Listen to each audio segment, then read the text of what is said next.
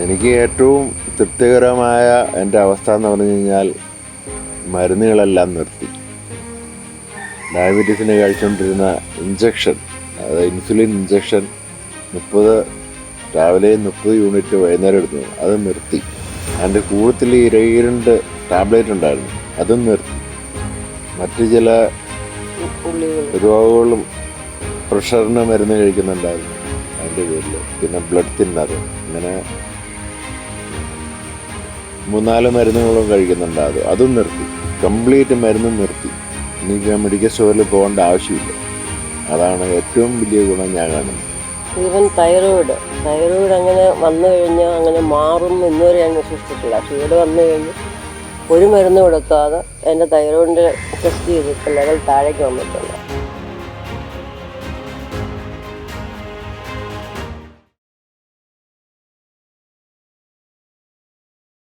നമസ്കാരം. ഇന്ന് നമ്മുടെ കൂടെ ഉള്ളത് ചാക്കോ തോമസ്, അദ്ദേഹത്തിൻ്റെ സഹധർമ്മിണി സാറാമ്മ. ഇവർ കഴിഞ്ഞ 35 വർഷക്കാലമായി മുംബൈയിൽ സ്ഥിരതാമസക്കാരാണ്. അവിടെ ബിസിനസ് ചെയ്ത് അദ്ദേഹത്തിൻ്റെ സഹധർമ്മിണി നേഴ്സായി ജോലി ചെയ്ത് ഒക്കെ ജീവിക്കുകയായിരുന്നു. അവർക്ക് ഉണ്ടായ ഗുരുതരമായ ആരോഗ്യ പ്രശ്നങ്ങൾ, മരുന്നുകളുടെ പുറകെ മരുന്നുകൾ കൂട്ടിക്കൂട്ടി കൊണ്ടുവന്ന് ജീവിതം ദുസ്സഹമായി എന്ന് തോന്നിയപ്പോൾ കോട്ടയം വെള്ളൂർ നവജീവനം നേച്ചർ ലിവിങ് ഹോമിൽ എത്തിച്ചേർന്നതാണ്. ചികിത്സ കൂടാതെ, മരുന്നുകൾ കൂടാതെ ജീവിക്കേണ്ടതെങ്ങനെ എന്ന് പഠിക്കുന്നതിൻ്റെ ഭാഗമായിട്ടാണ് അവരിവിടെ എത്തിയത്. നമുക്ക് അവരുടെ അനുഭവങ്ങളിലേക്ക്, അവർക്ക് ബോധ്യമായ കാര്യങ്ങളിലേക്ക് കടക്കാം. മുംബൈയിൽ 35 വർഷക്കാലം ബിസിനസ് നടത്തിയിരുന്ന ചാക്കോ തോമസ്, അദ്ദേഹം ഈ നേച്ചർ ലൈഫിൽ വന്നിട്ട് തൻ്റെ അനുഭവങ്ങൾ ഇവിടെ പങ്കുവയ്ക്കുകയാണ്. പറയൂ, എന്താണ് താങ്കൾക്ക് ഇവിടെ വരാനുള്ള കാരണം? കാരണം എന്ന് പറഞ്ഞാൽ ഞാനൊരു ഡയബറ്റിക് പേഷ്യൻ്റാണ്. കഴിഞ്ഞ 15 വർഷമായി വലിയ വലിയ വിദഗ്ധ ഡോക്ടർമാരുടെ, അലോപ്പതിക് ഡോക്ടർമാരുടെ കീഴിൽ ചികിത്സ നേടിയിട്ടുള്ള ആളാണ്. പക്ഷേ അതുകൊണ്ടൊന്നും ഒരു കുറവും കണ്ടിട്ടില്ല. മരുന്നുകൾ കൂടി വരുന്നു, രോഗങ്ങൾ കൂടി വരുന്നു. അവസാനം എന്ന് പറയണ്ട, ഇതുവരെ രോഗങ്ങൾ കൂടി വരുന്നു എന്ന് പറഞ്ഞാൽ ഡയബറ്റിക് അല്ലാതെ മറ്റു രോഗങ്ങളും കൂടി ഉണ്ടായെന്നാണോ? മറ്റു രോഗങ്ങൾ, അനുബന്ധമായ മറ്റു രോഗങ്ങളും ഉണ്ടായിരുന്നു. അതായത് ഈ ഡയബറ്റിക് ന്യൂറോപ്പതി എന്ന് പറഞ്ഞാൽ കാലിൻ്റെ മരവിപ്പ്, അത് വലിയ പ്രശ്നമായിരുന്നു. വലിയ പ്രശ്നം എന്ന് പറഞ്ഞാൽ എനിക്ക് നടക്കാൻ ബുദ്ധിമുട്ട്. 50 മീറ്റർ നടക്കുമ്പോഴത്തേക്ക് നടക്കാൻ വയ്യ. എനിക്ക് ആരെങ്കിലും തോളത്ത് പിടിക്കണം, അല്ലെങ്കിൽ അങ്ങനെ ഒരു ഗതികേടായിരുന്നു, നടക്കാൻ വയ്യാത്ത. പക്ഷെ അങ്ങനെ നടന്നിട്ടില്ല. പക്ഷേ ഭയങ്കര ബുദ്ധിമുട്ടായിരുന്നു. എത്ര വർഷമായി ഡയബറ്റിക് ചികിത്സ തുടങ്ങി? 15 വർഷം ആയിട്ട് ഡയബറ്റിക് ഉള്ള ആളാണ്. 15 വർഷം. അതെ. ഈ 15 വർഷം ആയിട്ട് മെഡിസിൻ യൂസ് ചെയ്തുകൊണ്ടിരുന്നു. അവസാനം ഇഞ്ചക്ഷനിൽ വരെ എത്തി. ഇൻസുലിൻ ഇഞ്ചക്ഷനായി 2 വർഷമായിട്ട് ഇപ്പോൾ ഇൻസുലിൻ ഇഞ്ചക്ഷൻ യൂസ് ചെയ്യുന്നുണ്ട്.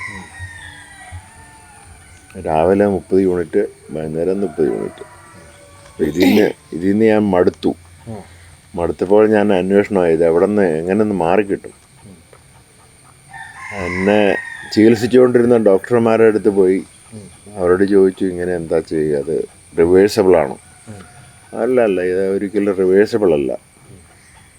നിങ്ങളിത് കൺട്രോൾ ചെയ്യാൻ പറ്റും. നമ്മളിത് കൺട്രോൾ ചെയ്യുക, അങ്ങനെ ജീവിച്ചു പോവുക. അത് കഴിഞ്ഞ് വേറൊരു സൂപ്പർ സ്പെഷ്യലിസ്റ്റിൻ്റെ അടുത്ത് പോയി. അയാൾ ഇത് തന്നെ പറഞ്ഞു, ഇതൊരിക്കലും റിവേഴ്സബിൾ അല്ല, നിങ്ങൾ മരുന്ന് കഴിക്കുക. ഞാൻ നല്ല നല്ല മരുന്നുകളുണ്ട്, അത് ഞാൻ എഴുതി തരാം, നിങ്ങൾ കഴിച്ചു. അതായത് രോഗം ഒരിക്കലും മാറില്ല, മരുന്നുകൾ കഴിച്ച് നിയന്ത്രിച്ചു കൊണ്ട് ജീവിക്കുക. അതാണ് അവർ പറഞ്ഞ വിധി. അത് മാത്രമാണ് അതിന് സാധ്യമാവുകയുള്ളൂ, മരുന്നുകളില്ലാതെ ജീവിക്കാൻ പറ്റില്ല. അങ്ങനെയാണ് പറഞ്ഞത്. ജീവിതകാലം മുഴുവൻ അത് അനുഭവിച്ചോണം. ഇതെല്ലാം ഈ ഉള്ള മറ്റ് അസുഖങ്ങളെല്ലാം കുറേശ്ശെ കൂടിക്കൊണ്ടിരിക്കും. അത് നമ്മൾ സഹിച്ചേ പറ്റൂ. ഈ മരുന്നുകൾ ഉപയോഗിച്ചുകൊണ്ടിരിക്കുമ്പോൾ ആ മരുന്നുകൾക്ക് ദോഷമുള്ളതായിട്ട് പറഞ്ഞിട്ടുണ്ടോ ഡോക്ടർമാർ? അതൊരിക്കലും പറഞ്ഞിട്ടില്ല.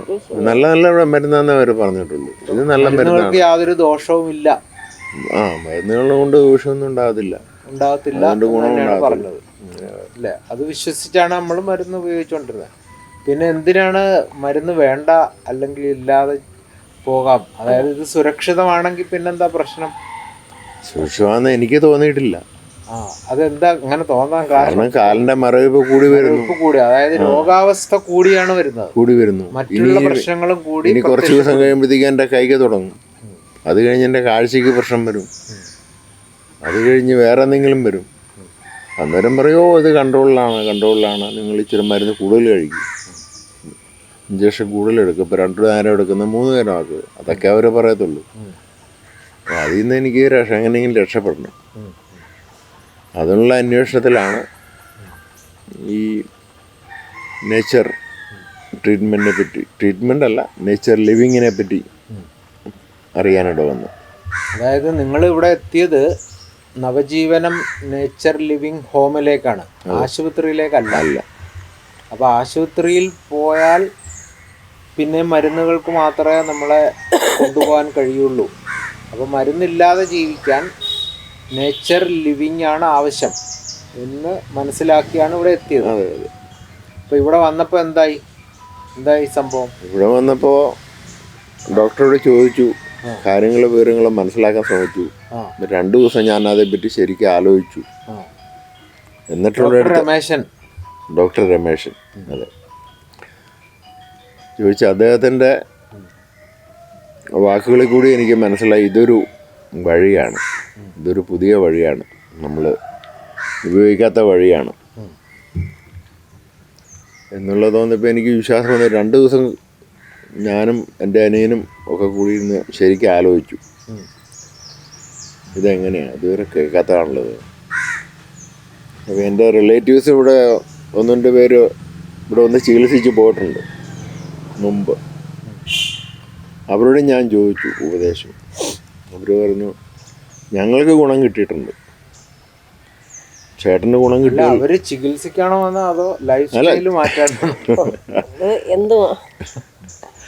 ഓക്കെ, ചികിത്സയല്ല, ഇവിടെ ചികിത്സയില്ലല്ലോ. ഇവിടുത്തെ ജീവിത സ്റ്റൈൽ അനുസരിച്ച്. ഭാര്യ സാറാമ്മയ്ക്കും ചില ആരോഗ്യ പ്രശ്നങ്ങളൊക്കെ ഉണ്ടായിരുന്നു. എനിക്ക് തൈറോയിഡിൻ്റെ അസുഖമുണ്ട്, പിന്നെ വാദത്തിൻ്റെ അസുഖമുണ്ട്, ആർത്തറൈറ്റിസ് ഉണ്ടായിരുന്നു, പിന്നെ സ്വല്പം ബാക്ക് പെയിൻ, അതിൻ്റെ മെയിൻ, പിന്നെ BP ഇച്ചിട്ടുണ്ടായിരുന്നു. അല്ലാണ്ട് പ്രത്യേകിച്ച് മറ്റു അസുഖങ്ങളൊന്നുമില്ല. അല്ല, ഇതൊന്നും അസുഖങ്ങളായിട്ട് കണക്കാക്കിയിട്ടില്ല. അത് ജീവിതത്തിൻ്റെ ഒരു പാർട്ടായിട്ട് നമ്മൾ അങ്ങ് അക്സെപ്റ്റ് ചെയ്തു എന്ന് വേണം പറയാൻ. അതായത് ഇന്നത്തെ മനുഷ്യർ രോഗങ്ങളെ ജീവിതത്തിൻ്റെ ഭാഗമാക്കി എടുത്തിരിക്കുന്നു. അതാണ് ഇന്നത്തെ തലമുറയ്ക്ക് ചിന്തിക്കാൻ കഴിയുന്ന കാര്യം. അതിനപ്പുറത്തേക്ക് രോഗമില്ലാതെ അല്ലെങ്കിൽ രോഗാവസ്ഥകളെ കുറച്ചുകൊണ്ട് നിയന്ത്രിതമായ ജീവിത ശൈലിയിലൂടെ ആരോഗ്യത്തോടെ ജീവിക്കാം എന്ന ഒരു സന്ദേശം നിങ്ങൾക്ക് ഇവിടുന്ന് കിട്ടിയിട്ടുണ്ട്. അപ്പോൾ ഈ ഭക്ഷണക്രമങ്ങൾ അല്ലേ പ്രധാനമായിട്ടും പറയുക ഇവിടെ? ഭക്ഷണം, ജീവിത ശൈലി, ഉറക്കം, വ്യായാമം അല്ലേ? ഭക്ഷണം, വ്യായാമം, പിന്നെ വായു, വെള്ളം, അതല്ല പറയാമെന്ന്, അതല്ല ഞാൻ മറന്നുപോയി. ഇവിടുത്തെ രീതികൾ, കാരണം ഞങ്ങളുടെ ജീവിതശൈലിയും ഞങ്ങൾ ജീവിച്ച ജീവിതശൈലിയും ഇവിടുത്തെ ജീവിതശൈലിയായിട്ട് വളരെ വ്യത്യാസമാണ്. ഞങ്ങൾ 2 നേരം ആഹാരം കഴിക്കുന്ന ആൾക്കാർ. ഞങ്ങൾ 2 നേരം ആയുള്ളൂ, 3 നേരത്തെ ആഹാരം അങ്ങനെ നിർബന്ധമൊന്നും ഇല്ലാത്ത. പക്ഷെ ഇപ്പം ഞങ്ങൾക്ക് മനസ്സിലായി, ഇവിടെ വന്നു കഴിഞ്ഞപ്പോൾ ഞങ്ങൾക്ക് മനസ്സിലായി ഞങ്ങളുടെ പ്രശ്നം എന്തായിരുന്നു. ഇടയ്ക്കിടയ്ക്ക് എടുത്ത് വല്ലതും കഴിക്കുക, മനസ്സ് എന്തെങ്കിലും കണ്ടു കഴിഞ്ഞാൽ എടുത്ത് കഴിക്കും, അത് കണ്ട എടുത്ത് കഴിക്കും, ഇത് കണ്ട എടുത്ത് കഴിക്കും. ആ ഒരു ആറ്റിറ്റ്യൂഡ് മാറ്റിയെടുത്തു കഴിഞ്ഞാൽ ഞങ്ങൾക്കും ഞങ്ങളുടെ ഇതേ ലൈഫിലേക്ക് ഞങ്ങൾക്കും വരാൻ പറ്റുമെന്നൊരു ഇവിടെ വന്നു കഴിഞ്ഞാണ് ഞങ്ങൾക്ക് മനസ്സിലായി. അതിന് മുമ്പ് ഞങ്ങൾക്കറിയില്ല. ആ ഒരു ഇത് മാത്രമേ ഉള്ളൂ. പക്ഷേ ഇത് രോഗം വന്നു കഴിഞ്ഞാൽ ഡയബറ്റീസ്, തൈറോയിഡ്, ഹാർട്ട്, BP ഇതൊക്കെ വന്നു കഴിഞ്ഞാൽ ഇറ്റ്സ് നോട്ട് ക്യൂറബിൾ. മീൻസ് ഇത് only you can control your self with the medicine. അങ്ങനെയാണ് ഡോക്ടേഴ്സ് നമ്മോട് പറയുന്നത്. നമുക്കതേ അറിയുള്ളൂ. അതേക്കുള്ള നമുക്കൊന്നുമല്ല. ഞാൻ പഠിച്ച ലൈനും അങ്ങനെ തന്നെയാണ് പറയുന്നത്. അപ്പം പിന്നെ അതായത് നിങ്ങൾ 8 വർഷത്തോളം നേഴ്സായിട്ട് ജോലി ചെയ്ത ആളാണ്. നമ്മൾ പഠിച്ചത് അങ്ങനെയല്ലേ. നമ്മൾ പഠിച്ചത് അങ്ങനെ, പഠിപ്പിക്കണത് അങ്ങനെ. ഒരു ഡോക്ടേഴ്സും ആരോടും പറയണില്ല ഈ രോഗം ഞാൻ കംപ്ലീറ്റ് തീർത്തരാമെന്ന് പറഞ്ഞ് ഒരു ഡോക്ടേഴ്സും ഒരിടത്തും പഠിപ്പിക്കണില്ല. അത് പിന്നെ നമുക്ക് അറിയാവുന്നത് അതേ ഉള്ളൂ. ഇപ്പം ലിവിങ് നേഴ്സറി വന്നു കഴിഞ്ഞപ്പോഴാണ് അങ്ങനെയല്ല, ഇത് റിവേഴ്സബിളാണ്. പിന്നെ ഡയബറ്റീസ്, പ്രീ ഡയബറ്റീസോ അല്ലെങ്കിൽ സ്റ്റാർട്ടിങ് ആണെങ്കിൽ ഇറ്റ്സ് റിവേഴ്സബിൾ. അത് നമുക്ക് തന്നെ ചെയ്യാം, മറ്റാരും ചെയ്യേണ്ട ആവശ്യമില്ല, നമുക്ക് തന്നെ ചെയ്യാം. അല്ലാണ്ട് ഒരാൾ ഒരു ലിമിറ്റിലായി കഴിഞ്ഞാൽ അത് റിവേഴ്സ് ചെയ്യുക എന്ന് പറഞ്ഞാൽ അത് ബുദ്ധിമുട്ടുള്ള. ഈവൻ തൈറോയിഡിൻ്റെ ആണെങ്കിലും അങ്ങനെ ഉണ്ട്. അതുകൊണ്ട് ഞങ്ങൾ വിചാരിച്ചു ഇങ്ങനൊരു പുതിയ ഇത് വന്നപ്പം നോക്കാമെന്ന് കരുതി ഞങ്ങൾ വന്നു. ഇവിടെ വന്നു കഴിഞ്ഞപ്പോൾ ഞങ്ങൾക്ക് അതിൻ്റേതായ ഗുണമുണ്ട്, മാറ്റങ്ങളുണ്ട്. അതായത് ഇവിടെ വന്നപ്പോൾ നിങ്ങൾക്ക് കിട്ടിയ ഏറ്റവും ഉപകാരകരമായ ഒരു കാര്യം നമ്മുടെ ഫുഡ് അഡിക്ഷൻ മാറി അല്ലേ? അതായത് എവിടെ എന്ത് കണ്ടാലും എടുത്ത് കഴിക്കുന്ന ഒരു ടെൻഡൻസി മാറിക്കിട്ടി അല്ലേ? അതിപ്പോ എത്ര നാൾ കൊണ്ടാണ്?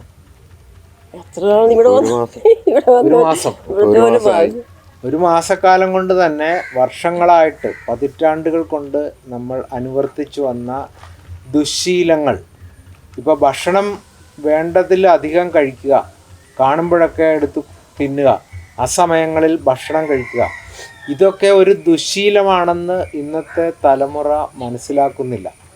അത് മനസ്സിലാക്കിയാൽ തന്നെ നമ്മുടെ രോഗാവസ്ഥകൾ പലതും മാറിക്കിട്ടും എന്ന തിരിച്ചറിവാണ് ഇവിടെ നിന്ന് കിട്ടിയത് അല്ലേ? പിന്നെ ആദ്യം വന്നപ്പോൾ ഞാൻ ഇതന്നെ ഫുഡാണ്, ഇങ്ങനെയാണോ ആഹാരം കഴിക്കുന്നത്, മനുഷ്യനെ പട്ടിണിയിട്ടാണോ ഇവിടെ പട്ടിണി കിടക്കായിരുന്നോ? അങ്ങനെ ഒരു തോന്നൽ എനിക്ക് ആദ്യം ഉണ്ടായിരുന്നു. ഇവിടെ വന്നപ്പോ പട്ടിണി കിടക്കായിരുന്നു. പക്ഷെ ഞാൻ നമ്മൾ വീട്ടിൽ ശരിക്കും ആഹാരം കഴിക്കണം. ഇവിടെ വന്ന ഒരു നേരം ജ്യൂസ് വരും, വൈകിട്ട് ജ്യൂസ് വരും. അപ്പൊ നമ്മൾ ഇത്രയേ ഉള്ളൂ ആഹാരം. അങ്ങനെ ഒരു തോന്നലുണ്ടായിരുന്നില്ല. എല്ലാ ദിവസവും അങ്ങനെയായിരുന്നോ? മിക്കവാറും ഓൾമോസ്റ്റ് അങ്ങനെയായിരുന്നല്ലോ. കാരണം കരിക്ക് അല്ലെങ്കിൽ വൈകിട്ട് അങ്ങനെയായിരുന്നല്ലോ. അപ്പൊ നമുക്ക് ഇത് മതിയോ ഒരു മനുഷ്യന്റെ ആഹാരം ജീവിതത്തിൽ, ഇത് മതിയാവുമോ, അങ്ങനെ ചിന്തയുണ്ടായിരുന്നു എൻ്റെ മനസ്സിൽ. ആളിൻ്റെ മനസ്സിലൊന്നും അറിയില്ല, എൻ്റെ മനസ്സിലുണ്ടായിരുന്നു. ഇത്രയും കഴിച്ച ഒരാൾക്ക് അവൻ്റെ ആരോഗ്യം നിർത്താൻ കഴിയുമോ, അവൻ്റെ ജീവിതത്തിൽ അവൻ്റെ ശരീരത്തിന് അത് മതിയോ എന്നൊരു ചിന്ത എനിക്കുണ്ടായിരുന്നു. കാരണം ഞാൻ പഠിച്ചത് അങ്ങനെ ആയതുകൊണ്ട്. പഠിച്ച പോഷക സിദ്ധാന്ത പ്രകാരം, കലോറി സിദ്ധാന്ത പ്രകാരം നമുക്ക് കൈ പൊക്കണമെങ്കിൽ ഇത്ര കലോറി വേണം, കണ്ണ് ചിമ്മണമെങ്കിൽ ഇത്ര കലോറി വേണം, അങ്ങനെ പ്രകാരം ഇത് പോരാ. അങ്ങനെ ഒരു തോന്നൽ എനിക്കുണ്ടായിരുന്നു. പക്ഷെ ഇവിടെ വന്ന് ഒരാഴ്ച കഴിഞ്ഞപ്പോൾ എനിക്ക് അതിൻ്റെ ആവശ്യമില്ല അത് എന്നുള്ളത്. ഇപ്പൊ ഈ ചുമ വരുന്നില്ലേ, അത് എന്തിനു വേണ്ടിയാന്നാ പഠിച്ചത്? അതിനോട് പഠിച്ചത് ഇപ്പോൾ നമ്മുടെ ശരീരത്തിലുള്ള എന്തെങ്കിലും ടോക്സിനോ ടോക്സിക്കോ ഉണ്ടെങ്കിൽ അതിങ്ങനെ കഫമായിട്ടും മൂത്രമായിട്ടും അങ്ങനെ ചുമച്ച് തുപ്പിപ്പോവും, അത് പോവും. അതുപോലെ പനി വന്നാലും അതിങ്ങനെ ടോക്സിൻ പുറത്തേക്ക് പോകണമെന്ന് ഇവിടെ വന്ന് ഞാൻ പഠിച്ചതാണ്. നേരത്തെ അറിയില്ല. പനി വന്നു കഴിഞ്ഞാൽ നമ്മൾ ഉടനെ മരുന്ന് കഴിക്കും, പെട്ടെന്ന് പനി മാറും. കോൾഡ് വന്ന മരുന്ന് കഴിക്കും, പെട്ടെന്ന് പനി മാറും. അങ്ങനെയായിരുന്നു. ഇവിടെ വന്ന് പനി അതിനെ അതിജീവിക്കാൻ പഠിക്കുക. ഈ കോൾഡിനെയും പനിയെയും ചുമയെയും അതിജീവിക്കാൻ പഠിക്കുക. അതിവിടെ വന്ന് പഠിച്ചതാണ്. അതായത് ചുമ കൂടി വരികയാണോ കുറഞ്ഞു വരികയാണോ? ചുമ ഒത്തിരി കൂടുതലായിരുന്നു, ഇപ്പം കുറഞ്ഞു.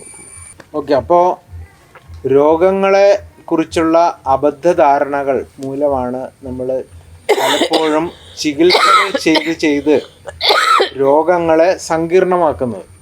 ആ സങ്കീർണതകളിൽ നിന്ന് സ്വാഭാവികതയിലേക്ക് മടങ്ങി വരാൻ ഇവിടുത്തെ ഈ പ്രകൃതി ജീവന ശൈലി നിങ്ങൾക്ക് ഉപകാരപ്പെട്ടു എന്ന് തോന്നുന്നുണ്ടോ?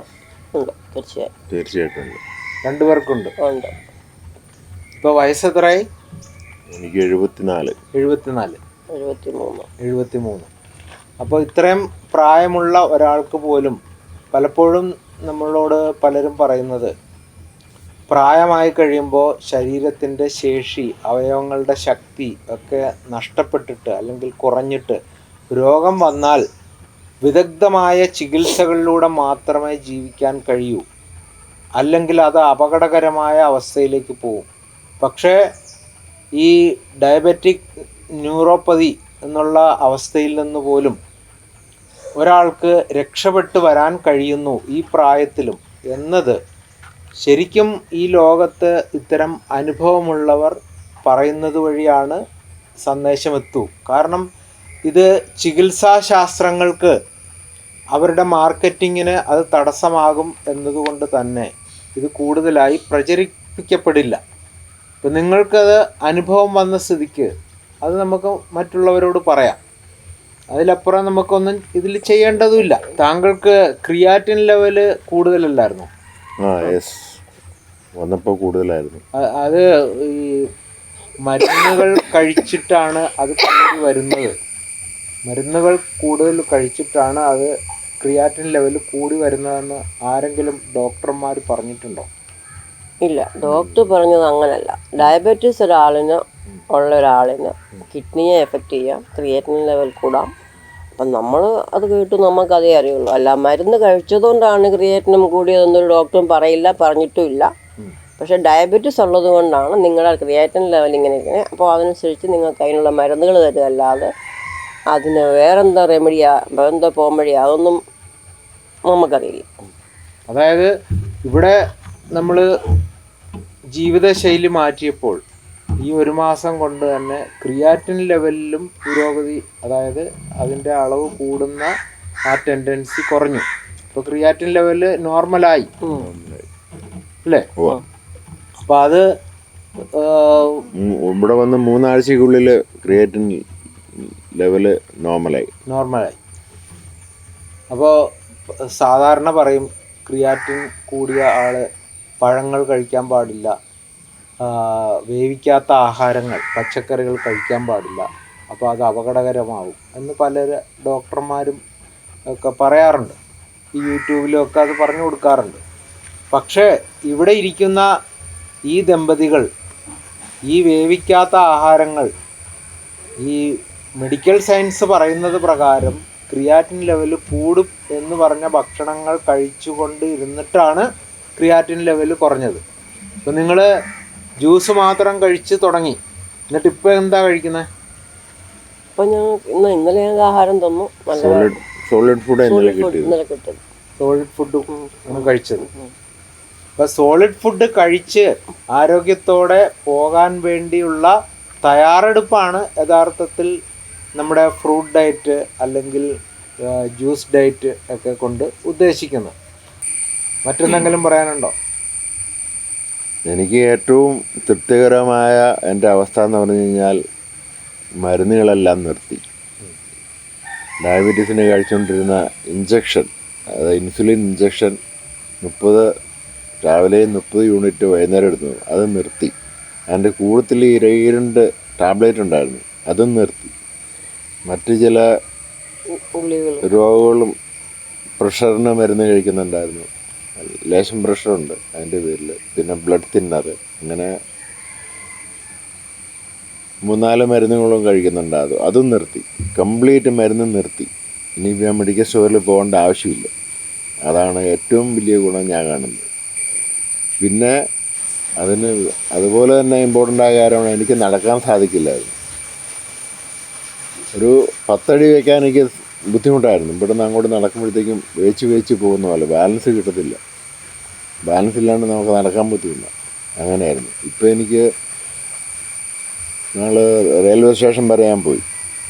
അത് എനിക്ക് തോന്നുന്നൊരു 500 മീറ്റർ ഉണ്ടെന്ന് എനിക്ക് തോന്നുന്നു, 1/2 കിലോമീറ്റർ ദൂരം കാണും. അവിടം വരെ അവിടെ പോയി തിരിച്ചു വന്നപ്പോൾ 1-2 അടുത്ത് ഇരുന്നു. കാരണം കയറ്റം ഭയങ്കര കയറ്റമല്ലേ, അതിൻ്റെ പേരിൽ 1-2 അടുത്ത് പോയപ്പോൾ ഞാൻ അവരുടെ അടുത്ത് ഇരുന്നില്ല. അതായത് നമ്മൾ 10 അടി പോലും നടക്കാൻ ബുദ്ധിമുട്ടുണ്ടായിരുന്ന അവസ്ഥയിൽ നിന്ന് ഇപ്പൊ അങ്ങോട്ടും ഇങ്ങോട്ടും കൂടെ 1 കിലോമീറ്റർ സുഖമായി 2 ആഴ്ച കഴിഞ്ഞപ്പോഴത്തേക്ക് 4 ദിവസങ്ങളിൽ മരുന്ന് നിർത്തി. ഇപ്പം എനിക്ക് നടക്കാനും പറ്റും. അതിൻ്റെ പേരിൽ ഞാൻ വളരെ ഹാപ്പിയാണ്. ജീവിത രീതി എങ്ങനെ ആയിരുന്നു എന്നുള്ളത് വളരെ ഇന്നത്തെ കാലത്ത് വളരെ പ്രസക്തമായൊരു കാര്യമാണെന്ന് എനിക്ക് തോന്നുന്നു. പറയൂ. പാല്, മുട്ട, ഇറച്ചി, മീൻ, ബേക്കറി സാധനങ്ങൾ, ഈ കഴിക്കാൻ പാടില്ലാത്ത സകല സാധനങ്ങളും കഴിച്ചുകൊണ്ടിരുന്ന വ്യക്തിയാണ് ഞാൻ. അല്ല, അത് പോഷക സിദ്ധാന്ത പ്രകാരം പാല്, മുട്ട, ഇറച്ചി, മീനൊക്കെ കഴിക്കണം. ഇറച്ചിയും മീനും കഴിച്ചുകൊണ്ടിരുന്നതാണ്. ഇവിടെ വന്നപ്പോഴാണ് മനസ്സിലായത് അത് അത്ര നല്ലതല്ലെന്ന്. അതുവരെ ആരും പറഞ്ഞിട്ടില്ല. അതായത് നമുക്ക് രോഗം വന്നത് ഇതൊക്കെ കഴിച്ചുകൊണ്ടിരുന്നപ്പോഴാണ്. അത് ഉപേക്ഷിച്ചപ്പോഴാണ് രോഗം മാറിയത്. അത് ഉപേക്ഷിച്ചു. അപ്പോൾ ജീവിതശൈലി തന്നെയാണ് നമ്മുടെ രോഗങ്ങളുടെ അടിസ്ഥാന കാരണം എന്ന് ഇദ്ദേഹത്തിൻ്റെ അനുഭവം കൊണ്ട് നമുക്ക് ബോധ്യമാകുന്നു. തീർച്ചയായിട്ടും. അതുകൊണ്ട് ആ മരുന്നുമില്ല, ആ ജീവിത രീതി മാറ്റി. ഞാൻ ഹാപ്പിയാണ്. ഇനി എനിക്കിത് മുമ്പോട്ട് പോകാൻ ഇനി മറ്റ് പ്രചോദനത്തിൻ്റെ ആവശ്യമില്ല. ഇത് മതി. ഈവൻ തൈറോയിഡ് അങ്ങനെ വന്നു കഴിഞ്ഞാൽ അങ്ങനെ മാറും ഇന്നുവരെ ഞാൻ വിശ്വസിച്ചിട്ടില്ല. പക്ഷേ ഇവിടെ വന്നു കഴിഞ്ഞ് ഒരു മരുന്ന് കൊടുക്കാതെ എൻ്റെ തൈറോയിഡിൻ്റെ ടെസ്റ്റ് ചെയ്ത് ഇപ്പോൾ ലെവൽ താഴേക്ക് വന്നിട്ടുണ്ട്. ഇനി ടെസ്റ്റ് ചെയ്ത് നോക്കിയപ്പോൾ ലെവൽ താഴെ. അപ്പോൾ ഇനി അത് കംപ്ലീറ്റ് പോയിട്ടില്ല, ഇങ്ങനെ താഴേക്ക് അത് വരണം, നോർമൽ ലെവൽ എത്തണം. പക്ഷേ ഈ ലൈനിൽ പോയാൽ എത്തുന്നൊരു വിശ്വാസം. തീർച്ചയായിട്ടും. അപ്പോൾ അത് ആ ഘട്ടം പിന്നിട്ടിരിക്കുന്നു. ഇനിയിപ്പോൾ സോൾ ഫുഡ് കഴിച്ചുകൊണ്ട് തന്നെ ഡയബറ്റിക്കിനെയും മറ്റുള്ള ആരോഗ്യ പ്രശ്നങ്ങളെയും കുറച്ചിട്ട് ആരോഗ്യത്തോടെ തന്നെ ജീവിക്കാനുള്ള അവസരം ഈ നവജീവനം നേച്ചർ ലിവിങ് ഹോമിലൂടെ നിങ്ങൾക്ക് സാധ്യമായതിൽ സന്തോഷിക്കുന്നു. ഞങ്ങൾക്കുണ്ട്.